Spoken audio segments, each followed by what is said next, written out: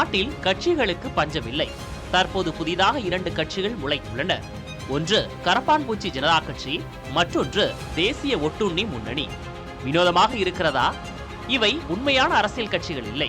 அரசியல் மற்றும் சமூக சூழலை விமர்சித்து இளைஞர்களை ஒருங்கிணைக்கும் நோக்கில் பகடித்தன்மையுடன் உருவாக்கப்பட்ட இணையதளங்கள். சமூக ஊடகங்களில் இயங்கும் வேலையற்ற இளைஞர்களை உச்சநீதிமன்ற தலைமை நீதிபதி சூரியகாந்த் கரப்பான் பூச்சிகள், ஒட்டுண்ணிகள் என்று விமர்சித்ததற்கு பதிலடியாக 30 வயது இளைஞர் அபிஜித் தீப்கே தொடங்கிய தளம்தான் கரப்பாம்பூச்சி ஜனதா கட்சி.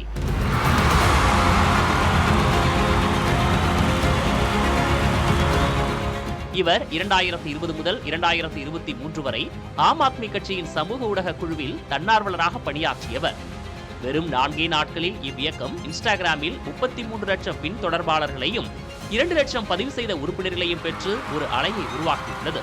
இந்த கரப்பான்பூச்சி ஜனதா கட்சிக்கு எதிர்க்கட்சியாக தேசிய ஒட்டுண்ணி முன்னணி என்ற தளமும் தொடங்கப்பட்டுள்ளது. முன்பெல்லாம் இளைஞர்கள் தங்கள் கோபத்தை வெளிப்படுத்த வீதியில் இறங்கி போராடினார்கள். ஆனால் இன்றைய ஜென்சி தலைமுறையினர் மீம்கள் மற்றும் கிண்டல் மூலமாக அரசாங்கத்தின் அதிகாரத்தை உலுக்கி ஒரு புதிய டிஜிட்டல் அரசியல் யுகத்தை தொடங்கியுள்ளதாக கூறுகிறார்கள் அரசியல் நிபுணர்கள்.